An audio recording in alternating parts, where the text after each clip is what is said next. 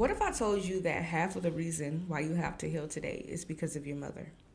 Let's talk about it, because a part of healing is understanding and realizing that sometimes it's the people that are closest to you that hurt you the most. A lot of women are walking around battling things that are generational. You don't even understand that you're not the first person that has been in this fight. And I think the reason why a lot of Black women can't heal, or they're not healing quick enough, is because we're not honest with each other about the things that we're struggling with. Trauma that you are enduring or that you have endured is generational. I guarantee you.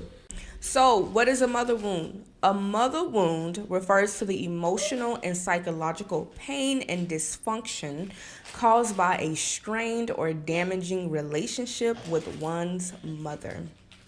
And it can have a long-term impact on the way you do relationships, your self-esteem, and your overall mental health.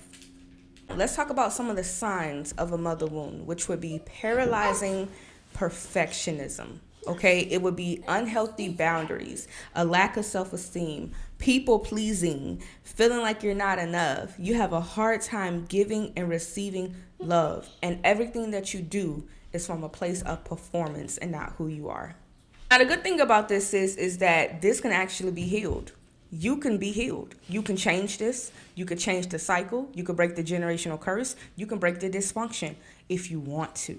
My first point in helping you heal your mother wound is, one, to accept them for who they are. You have to grieve who you've always wanted them to be, even who you needed them to be. And you have to understand that they are not that person. And this is hard. I understand this is really hard because you have to grieve a person that is still alive, which means that a part of you is going to have to let go of that version of your parents in your head that you've always wanted and needed them to be. See, radical acceptance is really going to help you heal, because once you start realizing that people are who people are and that you can't change them, you will begin to heal on your journey. And not only that, but it takes away the expectation of you wanting anything more from them or anything less. You just accept them for who they are and you take it as it is. I'm not saying take abuse. I'm not saying take disrespect. But what I am saying is you have to learn how to recognize people for who they are and accept it, and not want people to be who you want them to be.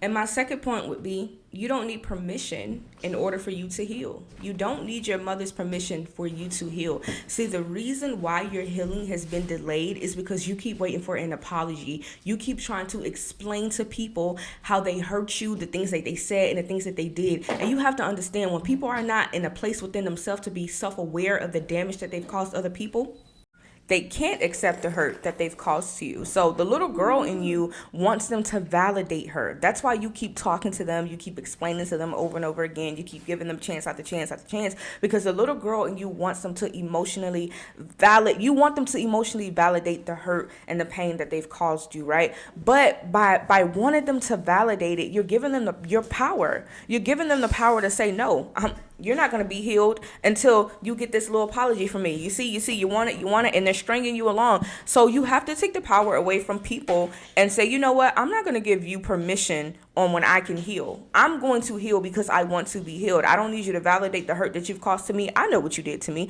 I know what my experience was like with you. This is why having boundaries is so important, because you want to accept them for who they are and what they are, but you also want to have your boundaries in place because you won't continue to hurt me. Point 3 would be, get the help that you need on your journey to heal. So if that's coaching, get coaching. If that's therapy, get therapy. If that's reading books, do that. If that's being around other people that heals you and that loves you and truly supports you, then do that. Don't continue to sit in your pain. Don't continue to make excuses for it, right? Because you may not have broken you, but it is your job to make sure that you're healed and that you're whole, because your kids deserve the best. They deserve the best version of you, right? So you want to be able to stop the cycle. You want to be able to break the generational curses off and do something different. And I believe that if you truly want to, God will give you the grace to do it.